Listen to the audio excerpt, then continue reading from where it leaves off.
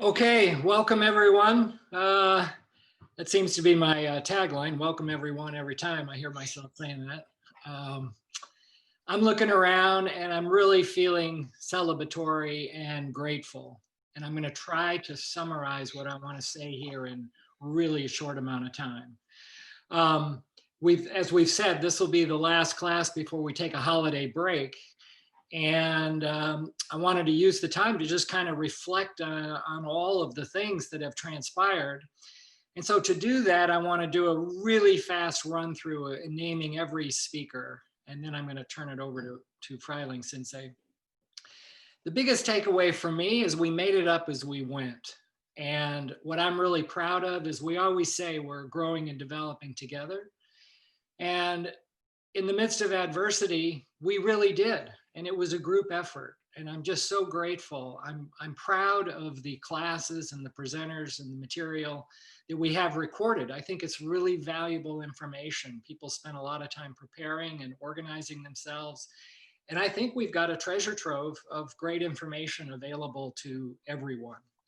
I want to begin by giving once again Matthew Attarian Sensei credit because he started talking about social media and doing things differently pre-COVID. And then everything just kind of morphed with his understanding of social media, and he just jumped right in. And we had a first class, if you remember, back at the end of March, and all we were doing was just, hey, how's it going for you? What's happening in your part of the world? And I had prepared something to talk about to maybe teach, but we used the whole time going around the room, and I think it was an hour and a half class. But I had distributed something that I call, the basics of the basics of the basics. And so I alerted people, you know what? If we're talking about key in daily life, that second class that was the first recorded class called Pandemic Lockdown, Your Life is Your Monastery, we focused on the second half of key in daily life. And from that focus, which by the way, was on getting up, sleep, and the subconscious. And as I recall, David Bosco asked a question about something he read in there about willpower. And that led to the second class on willpower. And I introduced the 3 orders of body, mind, awareness.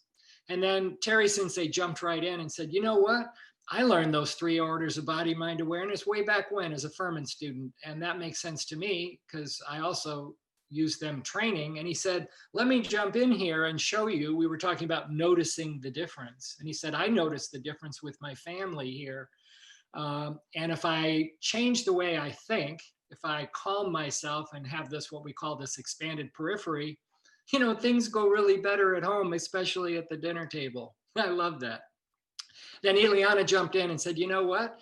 Those 3 orders of business and noticing those 3 orders of body, mind, awareness and the whole notion of noticing the difference.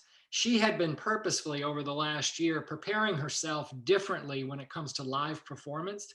So she gave a wonderful presentation on gratitude and performance development.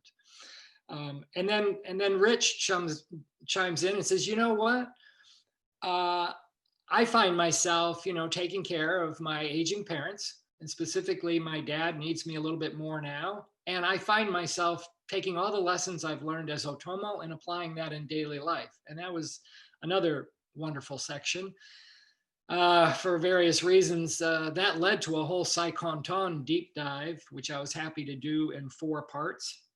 And then after that, we heard from Matthew in Japan. He's been there 3 years, and he reflected on noticing the difference with respect to culture and self-awareness after really being immersed in Japanese culture for 3 years.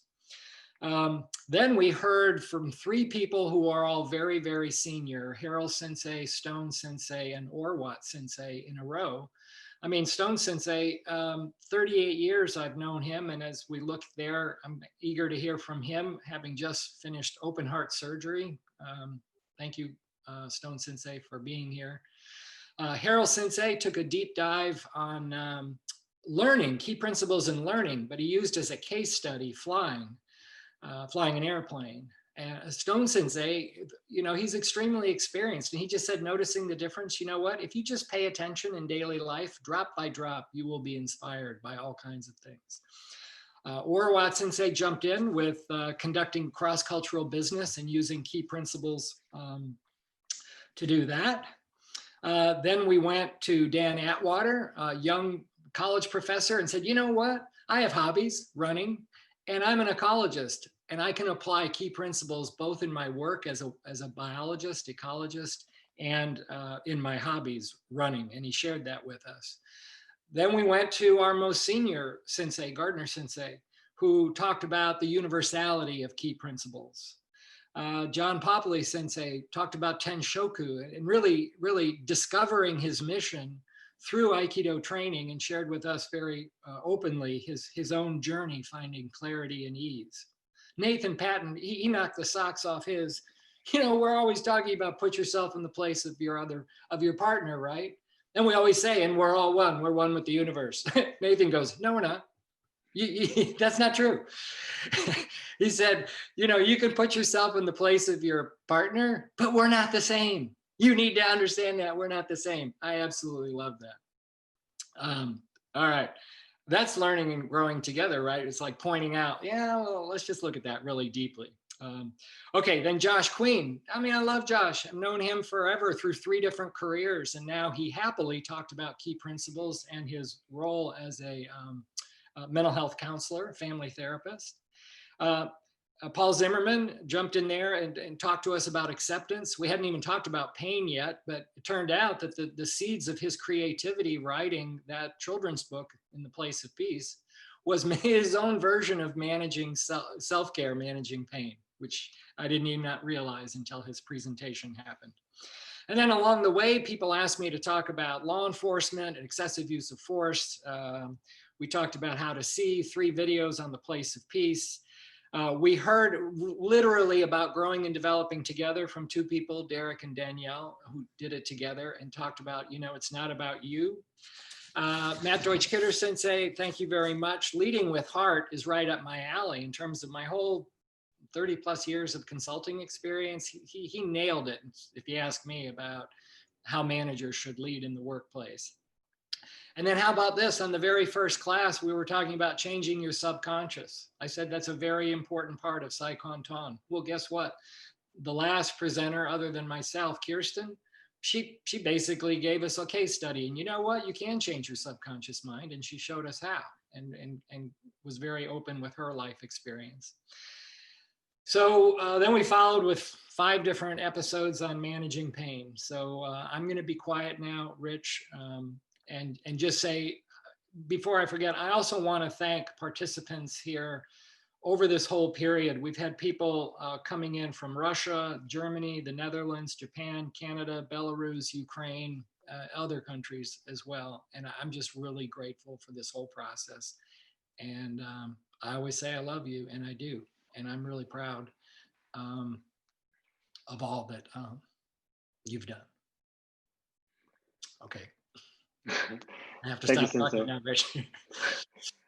Well, I wanted to echo that as well. So before we kick off this rondori of Zoom, which is going to recap the last 6+ months, I'm excited to hear from everyone.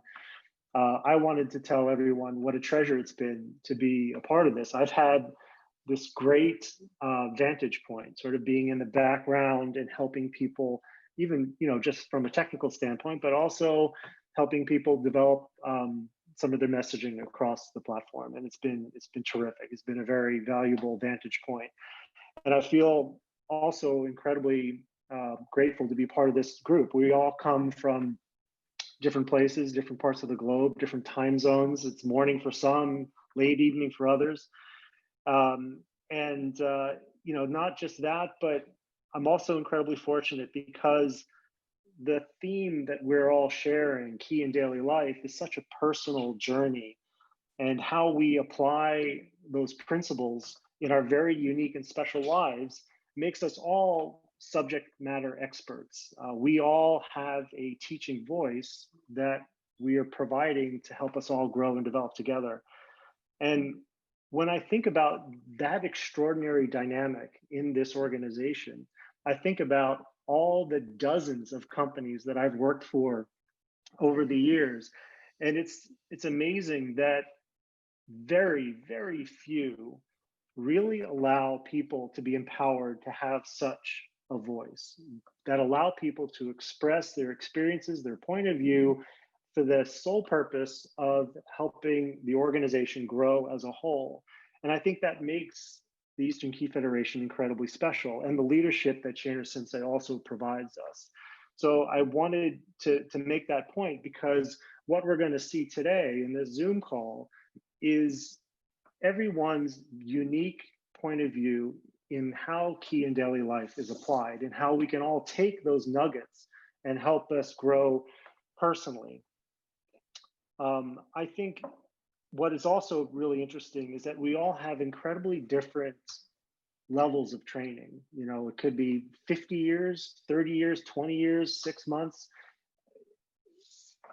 but every single one of us have something that we can provide that gives us something to grow from. And I think that echoes Toy Sensei's principle that what you learn today, you can teach tomorrow. So this also comes with a challenge to the group. As you hear all these remarkable stories and all these remarkable applications of key in daily life, I would love everyone to think about, if you haven't had a chance to lead this Zoom call, think about over the next 6 weeks during the holidays, when we kick back up again in January, because I don't think our lockdown or social distancing is going to end anytime soon. Think about what your message, what your point of view, what your teaching could be coming into 2021. We would love to hear from you, even if it's a second time or if it's your first time. It'd be so great for you to put your key in daily life experience and help continue the development of this extraordinary group. So that's what I wanted to say. Gardner Sensei, with your permission, we can sort of start our recap of our journey in 2020 together. Thank you, Rich, for your kind comments. And yes, let's do that. While you were talking, I realized I also would like to thank you for hosting most of these and sending out all the announcements, but also when you were traveling, Nathan, thank you very much. Patrick, Tarry, thank you very much. Harrell Sensei, thank you very much. And Nikita, by the way, thank you for translating when we did our class with our friends in Eastern Europe and Russia. So just wanted to acknowledge those names. So thank you, Fryling Sensei. My pleasure. So this is a carefully orchestrated and choreographed session. So we are actually on time. So this is amazing. I'm excited. I'm giddy. So what we're going to do is the order that I think we all may have an email. The speakers, I send an email, and the order is listed and the time periods. So your responsibility is to take yourself off of mute and go ahead and make your presentation. I've also unlocked screen share if there's something that you wanted to share, but I would ask that you sort of stay within your 2-minute time zone, and we'll just kick it off. The first would be Patrick Tarry Sensei. Thank you very much, and thank you, everyone. So the two things I will cover today is the recap and then what I've learned. So what I spoke about was, as Gardner Sensei had mentioned, the 3 orders of body-mind awareness that I learned from him, and he learned with great influence from Toy Sensei. If you remember, I focus specifically on the 3rd and the 2nd and how I use that as a roadmap to understand how my awareness naturally moves through the day. 3rd order is that mind-body state where you're basically jumping from impulse to thought to feeling just through the day. It's our standard state that we're in. And then I contrasted that with 2nd order awareness, which tends to be a very focused awareness on an event, a subject, wherever you have put, held over a period of time, but also not to the exclusion of surrounding awareness. And so I used that and gave examples many times, but in particular at dinner, which is still the bane of my developmental existence. But we worked through it, and I continue to learn from my family. what I wanted to share about from learning from everyone else is really this concept, or the word that always comes to me is the power of vulnerability. So many people completely opened up and shared themselves, and it truly showed a level of acceptance of themselves and of the present. And it made me realize that when you do that, it truly drops, and that separation that is mostly created by ourselves falls away. And it was very powerful. And I learned a great deal from others. So I very much look forward to trying to emulate and carry that vulnerability into 2021. So thank you. Thank you, Tarry Sensei. Ileana Sensei. Hello, everyone. Patrick, you made it under 2 minutes. Really good. So my presentation was on the application of key principles to learning piano music and playing, performing. And it started with my noticing, and this wasn't a new noticing, it's been like this since I can remember, a major gap between other people's feeling about my playing and my own.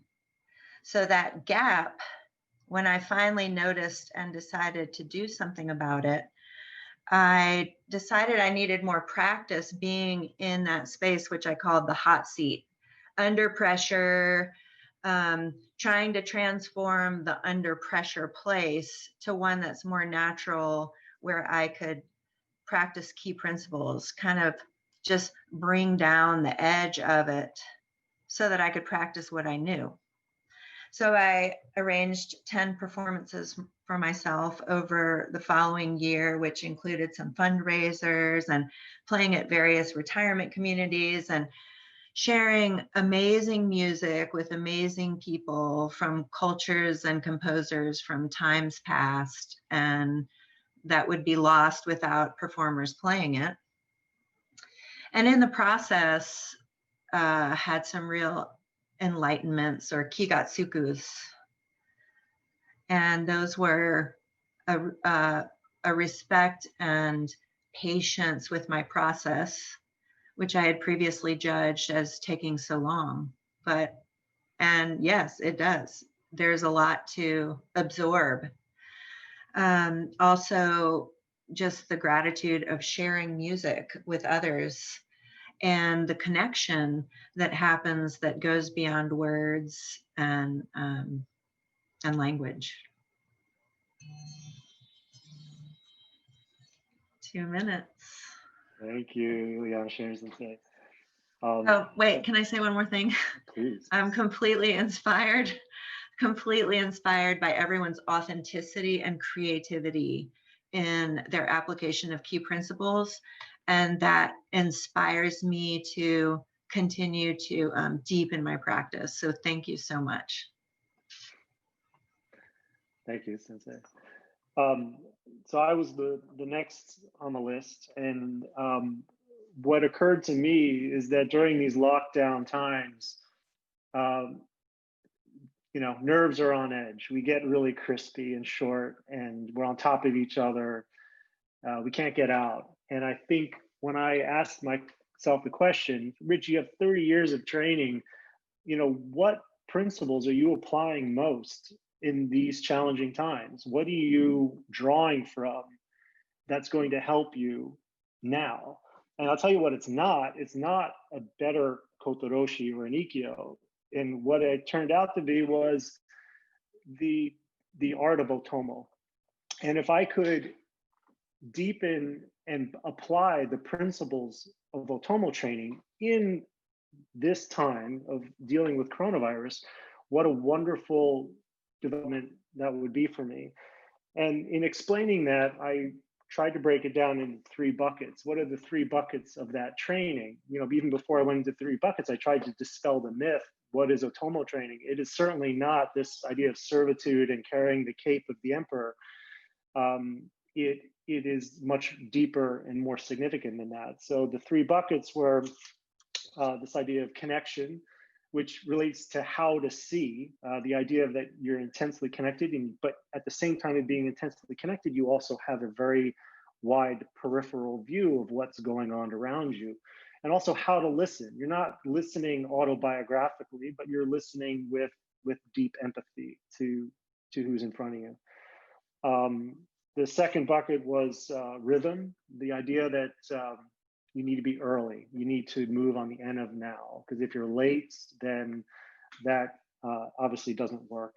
And, I really told the story of my aging father who, as a very proud man, you need to anticipate needs.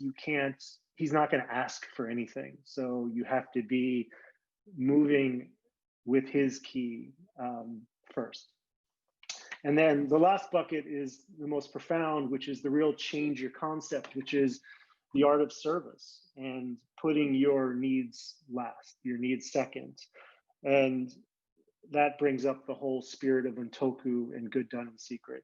So my journey in this time of the pandemic is trying to allow the principles of Otomo to be an everyday training piece.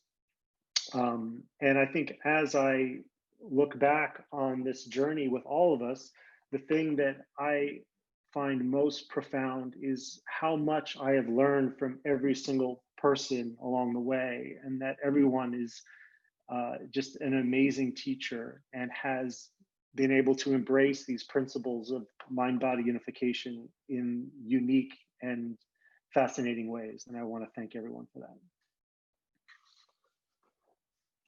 Mr. Matthew Attarian. Yes, sir. I'm loving this already. This is so great hearing from everyone. So my class was a summary about my 3 years in Japan, 3 years thus far, and not just about my training experiences, but how I've applied them through some obstacles I've faced while being here in Japan. That's pretty much the best summary I can give of my class. I hope if people are watching the recording, they can just go and watch the video instead. And then so my inspirations from this class, Sensei, you said last week, when you understand the core, then you see the connections. And I think that these classes have been a great example of just how all of these speakers really understood these core principles and how they could apply them into their own personal goals. I remember when I was at Furman, I would often try and sell the club to people, and a lot of people would say, oh, no, I'm not interested in martial arts. But it's not just doing martial arts. People have all sorts of purposes for why they're practicing this, whether it be putting it in business, sports, flying planes, like whatever it is, teaching students. So of course we have our ultimate purpose to become one with the universe. Then we all have our own personal goals, and then we have the tools, which is the 4 principles. And so for me, it's been great seeing all these examples of how people could take these principles and apply them into whatever it is they were doing. And I'm happy that they're all on YouTube for the considerable future. So this has been great. Thank you, everyone. Thank you, Matt. So the next speaker is Harrell Sensei. Unfortunately, Harrell Sensei could not join us. However, he's represented through video. So allow me to play his video. I'm so sorry I wasn't able to join you today. I want to take a minute to thank Fryling Sensei and Attarian Sensei for the countless hours they've spent on this project. I'd also like to thank all the presenters who took the time to prepare and present, but also to share a part of themselves in their personal stories. Most of all, an enormous thank you to Shaner Sensei for providing the leadership, drive, support, and a great deal of the content we've had for these EKF Zoom calls. They have helped me stay connected and motivated during this very difficult pandemic. Shaner Sensei asked us to comment a little bit on our presentation. In preparing my talk about how Ki-Aikido training informs my pilot training, noticing the difference, I had the great opportunity to re-examine my training methods, giving me both a fresh look at my pilot training and my Ki-Aikido training. My Kigatsuku was that while I approached my talk as an examination of how Ki-Aikido training helped me in my flying, I came to the realization that all aspects of my life inform each other. There's no real difference, no separation. Probably an obvious thing, but it was a really great reminder for me. I want to thank you all for participating, wish you a happy holiday season, and hope that you and your loved ones stay well. Bye. All right, thank you, Harrell Sensei. Mark Stone Sensei. First of all, I want to say how grateful I am for this particular session. Once Furman started and I sort of resumed my duties with the Furman Aikido Club, our training time coincided with the meeting, so I haven't been able to hear everyone's presentation. So I think this is an awesome opportunity for me to sort of hear the snapshots or the summaries of everybody's presentation. And I hope over the extended holiday to be able to go back and look at all the videos. So I'm really looking forward to that. The ones I have seen have been awesome, and I really appreciate the way people have shared sort of what they've learned from key principles, and especially key in daily life. Sort of reflecting back on my own presentation, I think what struck me with key training is the idea that transformational change, whether it's with the subconscious or anything, just becoming more calm, maybe less anxious during a time like today is something that happens sort of on a day-to-day basis, that you become calmer by key breathing every day, not like, once a month or, during a seminar or something like that, that it really is sort of a drop by drop daily effort that over time creates the sort of transformational changes that I think all of us have experienced in our key training. It certainly seems to be the case, sort of watching students come into the Furman Club, watching them for 4 years, going to Japan with them, seeing them grow and develop. For me, that's been one of the most amazing experiences, because again, it's not like from one class to the next, all of a sudden there's a huge change, but from a freshman to a senior to now watching Matthew in Japan. I had Matthew do the Hitori Waza to use as a demonstration tool for my class this fall, and to see the sort of proficiency and excellence in all of those exercises has been just really remarkable. To sort of think about 7 years ago when he first came into the Furman dojo again. So again, for me, sort of have a great amount of gratitude just for the key principles. And then again, I think the sort of transformational changes that I've experienced, and I'm sure all of you have too, are the sort of things that happen over, a day to day, a year to year, seminar to seminar. And so again, I'm really grateful to Shaner Sensei and all of the rest of y'all for sharing your stories. And again, look forward to hearing the full story on the videos when I get a chance to look at those later on. Thanks. Thank you, Stone Sensei. Bill Orwat Sensei. Well, first of all, I'd like to just say that I'm really in awe of everybody. All the presentations have been terrific. And I've got to learn so much about everybody. So things that we really never learned during seminars or whatever. So I think we got to know each other a lot better. My presentation had to do with applying the key principles outside of the dojo, and as Sensei said, in a cross-cultural situation. In my career, I've had to deal with many international situations. First was just being calm in Latin America when one of my coworkers had a violent collision, and I was able to get him out of the country and evacuate him, get him back to the US, and remaining calm through the whole thing. Another situation was taking care of a Japanese visitor who had no knowledge of Philadelphia or the United States. And I made sure that he was taken care of. He had places to go, and it was just taking the place of your partner, and making sure that everything went fine. And I had experience in Japan where people took care of me, and so I reciprocated. The one thing that I talked about last was teaching the way of the universe.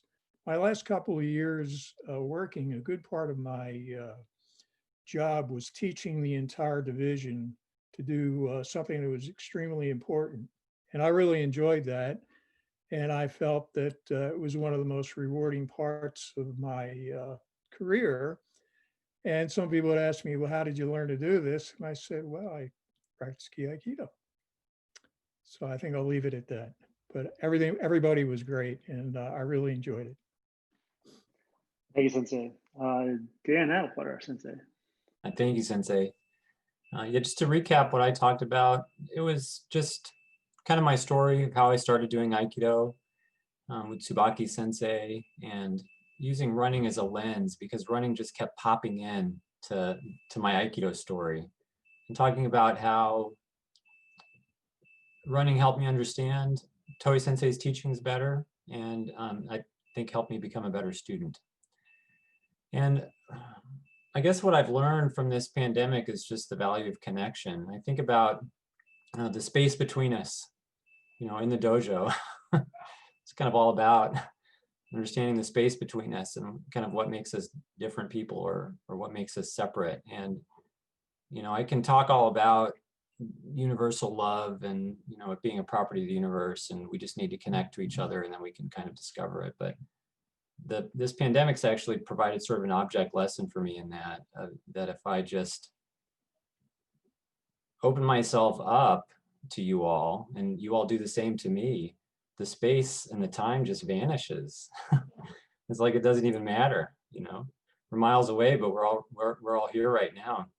So it took, I guess, the pandemic happening and us being forced apart for me to have this, fundamental lesson that the space and the separation between us is really just, in some sense, is just an illusion.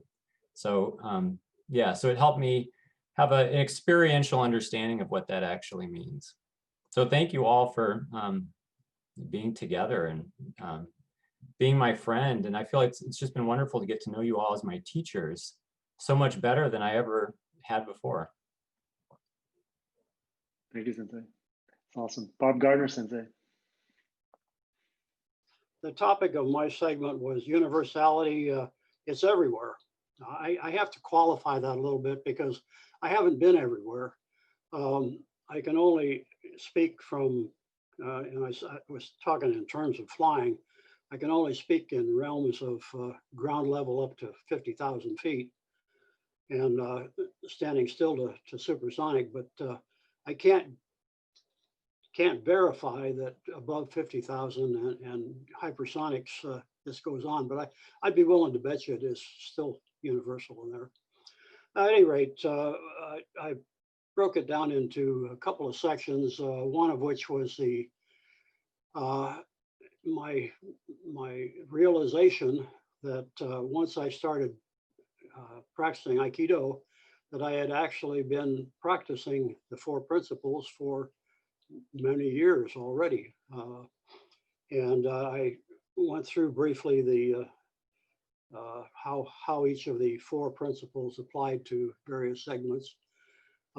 Just to shorten this up though, I think probably the relaxation is the most important in terms of flying particularly high performance airplanes.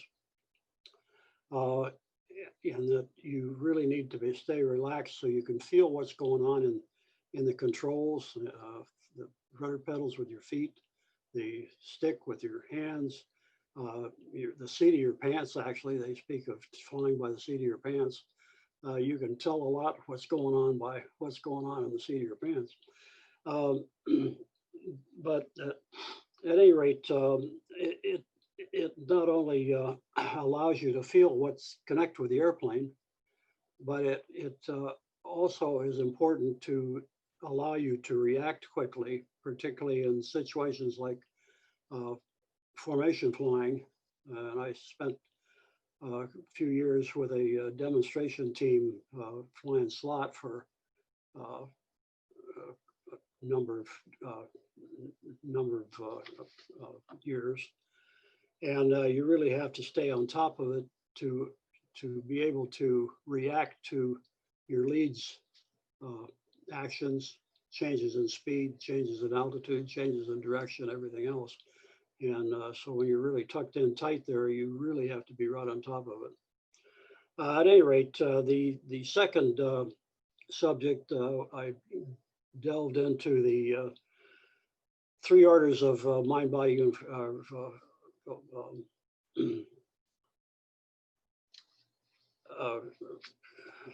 what's the word I'm looking for?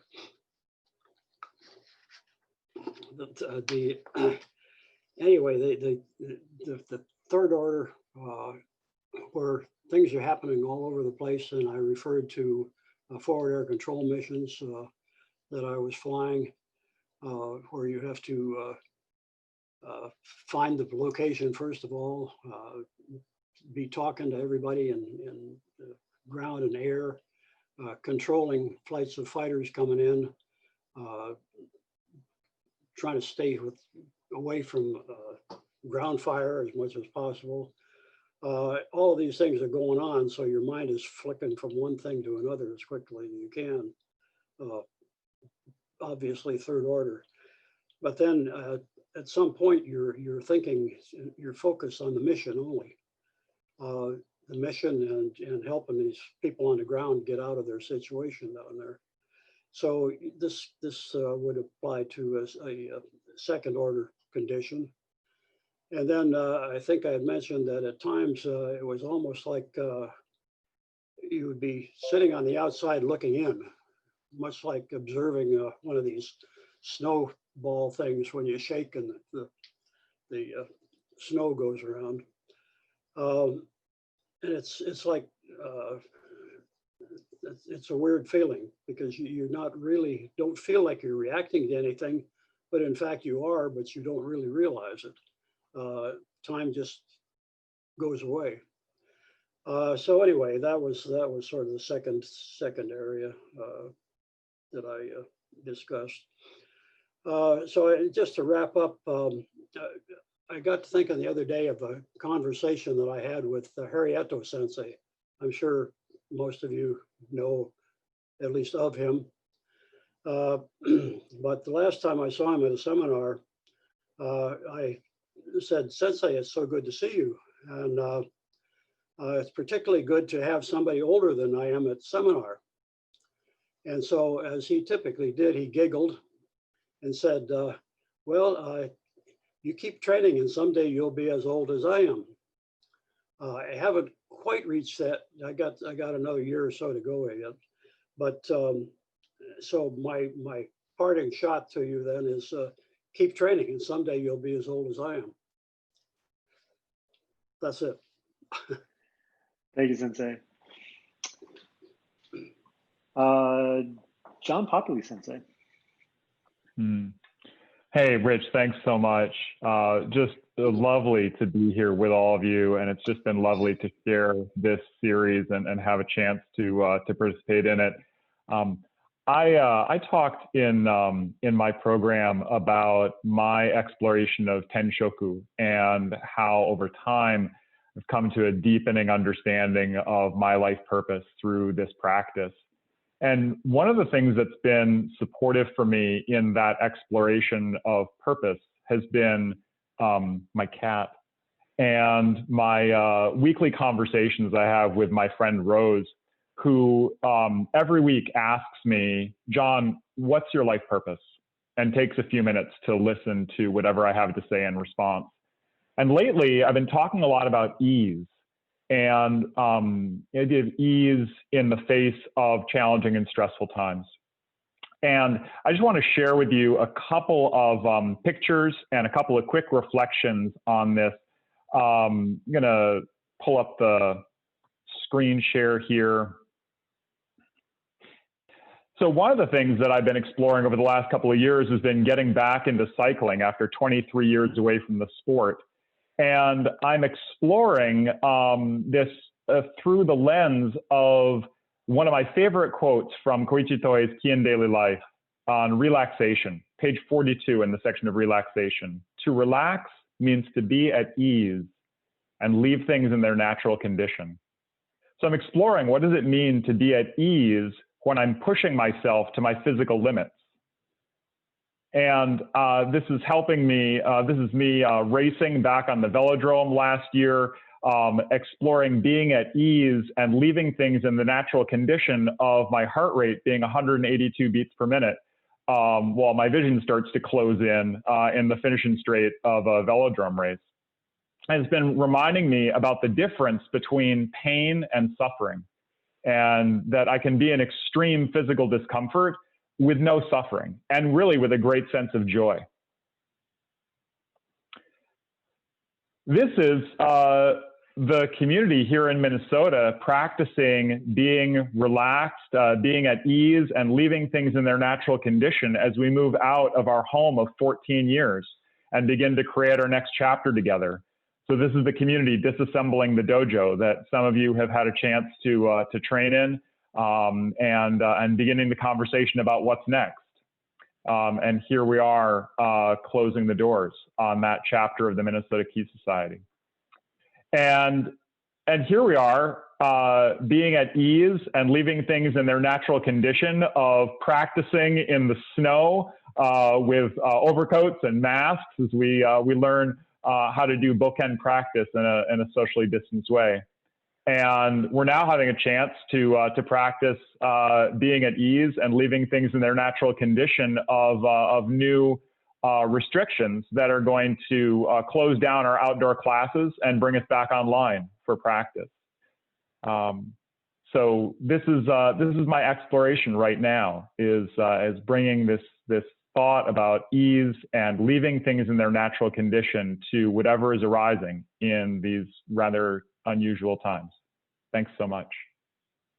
Thanks, John. This is awesome as always. So next on the list is Patton Sensei.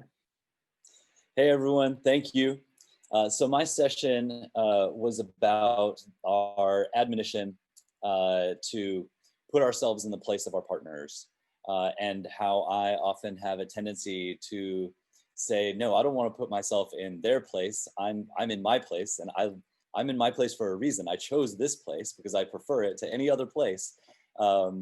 And you know, my ego is completely wrapped up in my own perspective. And so putting myself in someone else's place really requires a great deal of not just awareness, but of humility, right? And of assuming the best about others' perspectives or intentions and those kinds of things, and how that is a real challenge to me. One of the things that I've been so grateful for in observing all of your sessions is that a common theme throughout all of them is that I've finished watching the sessions and I feel very grateful. And you know, whether it be being reminded about Otomo or orders of awareness or vulnerability and authenticity, as some of you mentioned before, or key in daily life, all of that has helped me as, you know, we've been facing the pandemic, and as my family has moved, and as I've started a new job, and as I've been living with my parents for longer than I expected to be, and the election, all these things that I would have big feelings about. It's reminded me that my perspective on all of these things should just be immense gratitude for my place in all of these events. And so I'm grateful to all of you. Thank you so much. Thank you, Patton Sensei.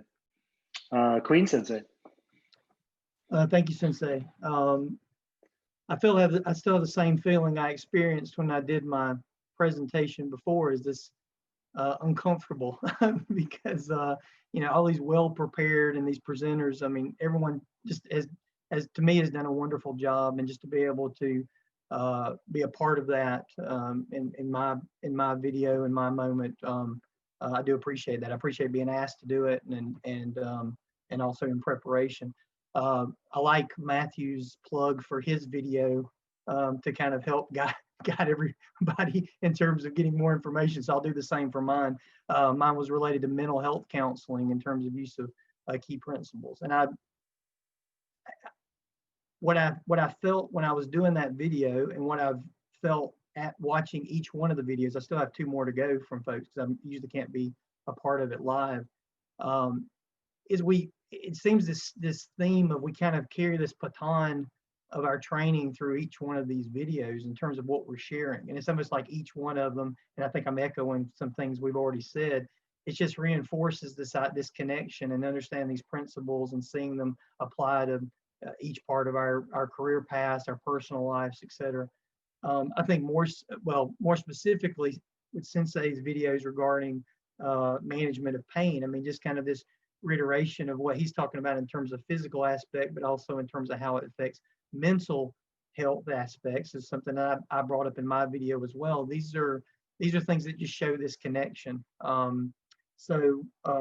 do appreciate being a part of it. I'll use a few moments of my time to just reiterate what I did in the video is, you've got to practice self-care. No one's going to do it for you. No one can make you do it. You have to do it for yourself. And I have to remind myself of that. I have to remind my clients of that. I think it's one of those daily things that you have to kind of pick up and recognize in order to manage things, especially what we have going on environmentally, but also in terms of our day-to-day life. I mean, this time of year for most of my clients is stressful anyway. So to add onto it all these other things that have been going on, definitely you have to kind of, as I mentioned before, really dial these things up. So I do appreciate being a part of this process, and I look forward to what we have going forward. I do miss everyone. I know I don't really get to see you more times when we have seminars in South Carolina, but I do miss everyone. I've really learned a lot about each one of you. If I can be of any help or assistance or anything in the future, feel free to reach out to me. But I do wish you well. Happy holidays to your family and for you, and keep taking care of yourself. Thank you, Sensei. Thank you.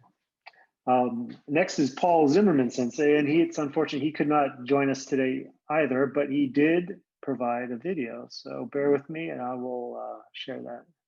Hi, Aikido friends. My name is Paul Zimmerman. This is my son Oscar, who is 4 1/2, 4 3/4.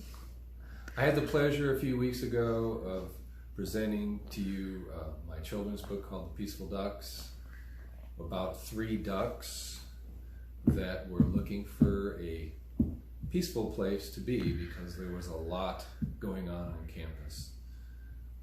They went through all sorts of different scenarios until they finally found the place of peace. And, hello, Mommy. Hi.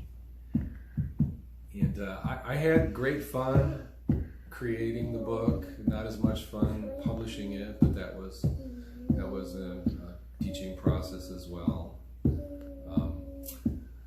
I wish everybody here in the Aikido world a happy, healthy holiday, and I guess my intentions to take into the new year are to continue to keep breathing and keep meditation. And sorry I couldn't be there in person. Thank you, Gardner Sensei. So he leaves you hanging, I know, but the end of that sentence was, thank you, Gardner Sensei, for the opportunity to present and to share my book with the EKF community. So thank you, Paul Zimmerman Sensei. So next, Derek Buttiker Sensei. Hi, everyone. So I was able to present with my partner in crime, Danielle. We called our topic, It's Not About You, focusing on helping others. And we started with a little bit of how we train and how we really try to make it about people other than ourselves when we're training, and learning how to connect with each other and what each other needs in order to grow and develop. And I have found that training from Aikido has served me well also in corporate America, where I'm a program manager and dealing with daily a cast of characters that often have different agendas and needing to pull them together. And since I am not their boss, I have no power over them, I need to learn to align with them, understand where they're coming from, and gently guide them all in the right direction. These sessions have been incredible. I think one of the biggest things that I've learned from them is just how applicable to daily life all of our training is. I've heard now from so many different people, so many different ways of applying it, that it really is wonderful that this training that Toei Sensei has created for us is just universal principles. And also in our session, I showed how it's universal by also explaining how with adventure motorcycle riding, it's exactly like weapons training. So I'll leave it at that and hand it over to Danielle. Thank you, Sensei, the partner in crime. Yeah, for 14 years. So yes, we actually did our presentation together, and I think that was kind of unique because I didn't see anybody else do a dual presentation, but it was also a learning experience as well, of how having to share that spotlight, and I don't like being in the spotlight. So I discussed in my portion of the presentation about my job, which a lot of people think is a really cool job, could be a really stressful job as a flight test engineer and avionics engineer. And also in my hobby of off-roading, but let's be honest, everybody wants to hear about the helicopters more. So one thing I'd like to leave everyone with the message from our presentation was that you need to respect and understand your partner's intentions. You need to build a foundation of mutual trust and respect. And with that, you're better positioned to put yourself in their place. And with that, ki flows freely. And you're better able to help them and yourself become, as Sensei likes to say, unstuck. Hearing those words from Sensei always called out to me, getting unstuck, because I'm one person to be in analysis paralysis a lot. But the Aikido training is helping me break through that. So even though I didn't get to attend everybody's Zoom calls, I definitely want to go back and listen to them all. For the last year, I've been on the road and in the sky quite a bit, even through the pandemic. So that was quite a learning experience as well. And I'd like to thank Shaner Sensei again for teaching and giving everybody, myself and everyone else here, the opportunity to teach. And again, thank you, Matt, for all of the video editing and publishing to the YouTube channel and supporting from the other side of the globe. Thank you, Sensei. Matt Doetsch-Kidder. So my presentation was on how I have taken what I've learned through my Ki and Aikido training into my work as a people leader. So I started off talking about kind of my journey coming through video games into Aikido.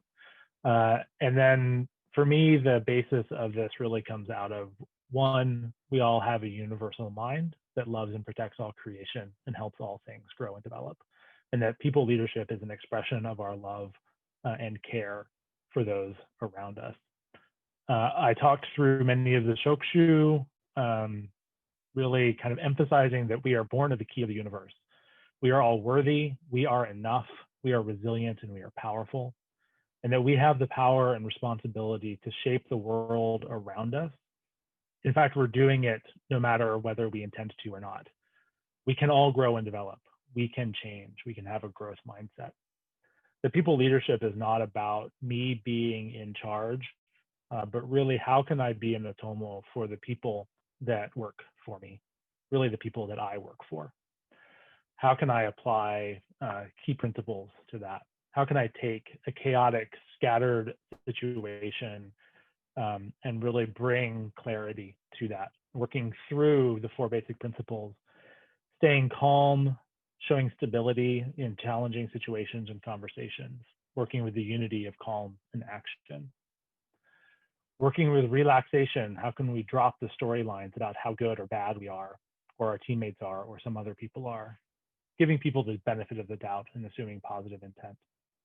How can we have living calmness, relax, or reflecting things clearly, acting only when necessary, understanding that we don't know everything, but that we can find out, that we're connected, that we have curiosity, that we can respect our partners, we can see people as they are. We can really apply the things we learn in key testing to seeing people. That we can take their place, we can feel things as they are. We can ask them, don't ask them to do things we're not willing to do. We can be there to support them when we need to, and then they can perform with confidence, aligned, traveling together, and apply the principles of she say, she said, and ma'ai to our lives. I really appreciate the opportunity to share all of these things and to hear from everyone else. So thank you all so much. Thank you, Sensei. So last but not least, the beautiful and talented Kirsten Welge. How kind of you, Sensei. Thank you. First, thanks to Shader Sensei, to Attarian Sensei for these calls and the tremendous support and recordings, Fryling Sensei for the background and holding the space. And to each one of you, I'm humbled and inspired by the authentic sharing that I've heard and getting to hear facets of you I never would have heard at a seminar because I would have been too maybe afraid or shy to ask. So thank you. In my talk, I spoke to changing the subconscious through teaching the way of the universe, using examples from my training and life. So hitting those highlights. First, the subconscious is the storehouse of everything we've lived and how we've interpreted it. So then the question becomes, what are we putting in there right now? And does that serve us well? Starting now, we can change our thoughts, our actions, and our lives drop by drop. And hearing, and what I've loved is hearing from Shader Sensei about pain and others as you've spoken, wherever we are starting from right now is fine. Whatever we're working with right now can be a training ground to practice these principles and can be welcomed as a friend to keep us aware and practicing. And for me, I found training in a sincere community like this opened me to be able to face and welcome profound life challenges. So these principles are life-giving in the raw sense of the term. I also spoke to the 5 principles for teaching. So trusting the principles, sharing what we learn, practice and applying what we teach, teaching according to the person, as Patton Sensei beautifully shared, and maintaining the attitude of learning and growing together. And I guess I'd just wrap by saying this practice of learning and growing together reminds me that we are not separate. We are key. We are one with the universe. So let's move and practice together with gratitude, courage, and love for one another. Thanks, everyone. Thank you, Sensei. Wow, terrific. So that, boom, ends the Taigi. And that was extraordinary. Shader Sensei, I know we've come right up to the hour. We may have missed an opportunity for Q&A, but Shader Sensei, I'll take your recommendation on how we go from here. Why don't, are there any questions? I didn't notice, but maybe if anyone has, we could just go a couple minutes if people have a question.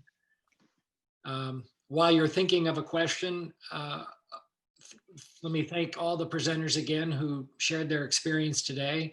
And I also want to acknowledge, people who are showing up to our classes. They didn't present, but as I'm looking on the screen right now, there's a whole host of you that have come really regularly. And I want to say from the bottom of my heart, I appreciate that, because while I know you can see things, on the recording, it's nice for the presenters, for all of us, when we actually have people that we can see and speak to and can feel connected to as we do this. So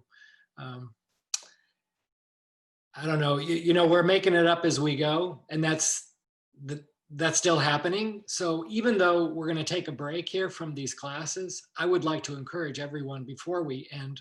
Rich, I will turn it back to you, but one of the benefits is I've really enjoyed the fact that you have written to me regularly. You know, I'm an open book, so it's not interrupting me or anything. People always say, "Oh, Sensei, I'm so sorry to bother you." You're not bothering me at all. That's why I'm here. So please continue to write to me. And if you have ideas going forward, how we might want to improve or topics to consider, or if you want to jump in. Not, allow me the pleasure to wish everybody a wonderful holiday season. I hope that you are safe and you get to connect with your loved ones, whether in person or virtually. So thank you for everything. And it was a remarkable year, one that we will always remember. And these every Thursdays have meant a lot to me and hopefully to you as well. So thank you very much.